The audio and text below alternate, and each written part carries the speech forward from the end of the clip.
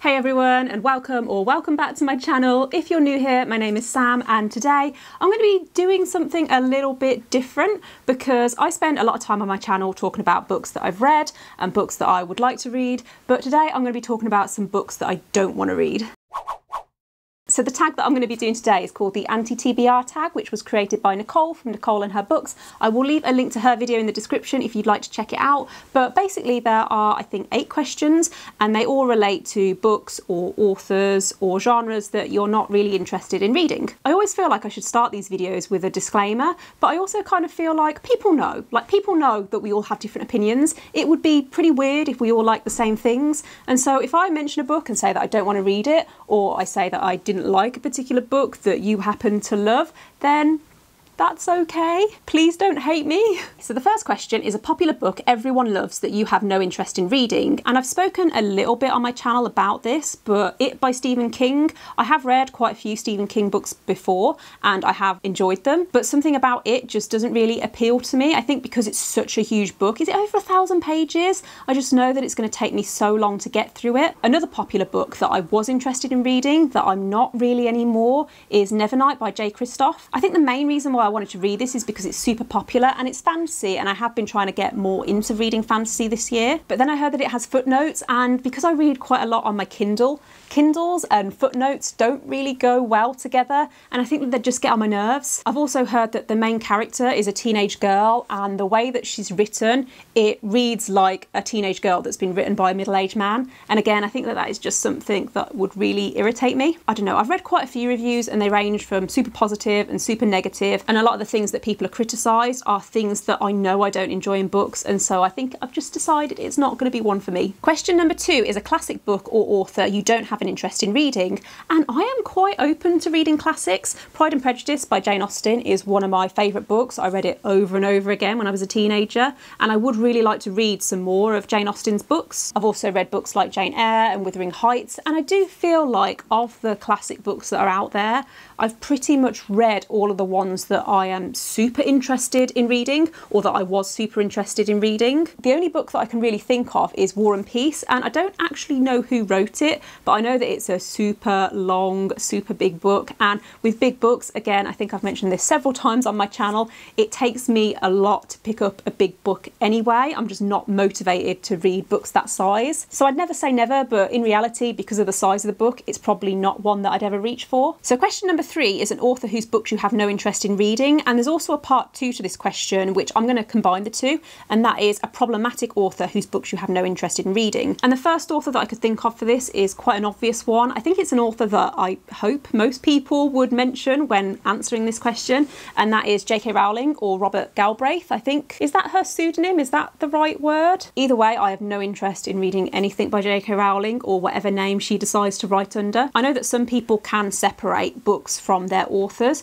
but for me, I feel like if I read any of her books, I would just be constantly thinking about her and all of the awful things that she's said. Another author that I think fits under this category is Rainbow Rowell, and I hadn't actually heard of Rainbow Rowell before I joined BookTube. I think she writes a lot of young adult contemporary, which is a genre that I do read occasionally, but it's not a genre that I read a lot of. But I feel like if I did want to read a book within that genre, then I'd just choose a different author. Question number 4 is an author you have read a couple of books from and have decided their books are not for you. And the first author I can think of for this is Lucy Foley, who wrote The Hunting Party and The Guest List. Both of those books are kind of murder mystery thrillers, and I know that she's had a lot of comparisons to Agatha Christie. I read The Guest List back in January. I got an advance copy through NetGalley, and so I read it before it came out, and I thought it was okay, but it also felt kind of average. I think I gave it 3.5 stars in the end, and then when it came out, suddenly it was super popular and everyone was talking about how great it was, and I was kind of sat there thinking,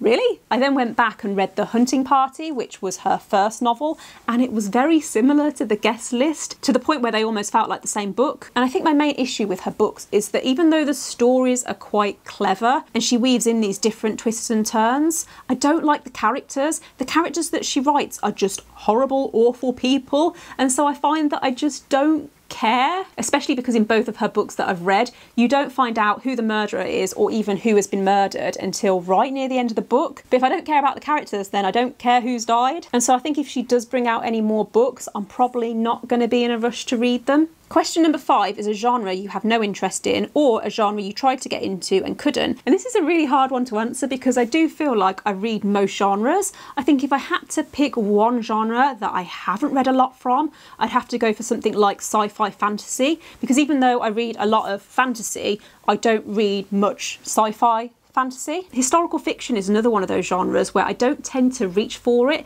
It's not a genre that stands out to me, like when I'm scrolling looking for books to read next. However, when I do read it, I do enjoy it. This isn't actually a genre, but I also don't read graphic novels. I don't think I've ever read a graphic novel, and that's not to say that I'm not interested in reading graphic novels, but because I read mostly on my Kindle, I feel like graphic novels don't translate as well onto a Kindle screen. Like I said though, I've never actually read a graphic novel, so I might be wrong, but I feel like the artwork is better appreciated if you actually read a hard copy. Question number 6 is a book you have bought but will never read. This could also be a book you have unhauled or a book you have returned to the library unread. And I tend to only buy books when I actually have the intention of reading them. Even when I buy books on my Kindle, I might not intend to read them straight away, but I do intend to read them eventually. I think I've currently got about 100 unread books on my Kindle, which is a little bit ridiculous. I did borrow the 5th Outlander book. I think it's called The Fiery Cross. I borrowed it from the library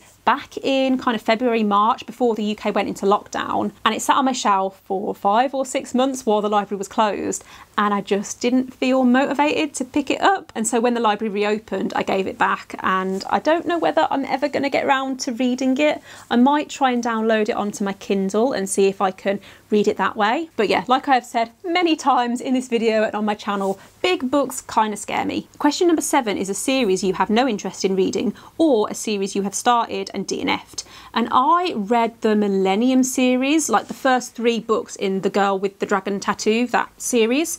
I read them when I was about 19, 20, and I think the author actually passed away before he could finish the series, and so he wrote the first 3 books and they were published, and then the publisher hired someone new to finish the series. And I'm not saying that I would never finish that series, but I feel like I've read the first 3 books in the series and I enjoyed them, but not enough where I'm interested to read these new books that have come out since. I'm also currently listening to City of Bones, which is the first book in the Mortal Instruments series, and I had no interest in reading Cassandra Clare at all, but I know that this is a series that a lot of people love, and so I thought I'd give it a go, and so far it's been entertaining. The narrator on the audiobook is really enthusiastic, but I don't think I'm really interested in continuing the series after I finish book 1. So the final question, question number 8, is a new release you have no interest in reading. And straight away I know my answer to this, and that is Midnight Sun by Stephanie Meyer. Stephanie Meyer? I don't actually know how to say her name. I was one of those people who absolutely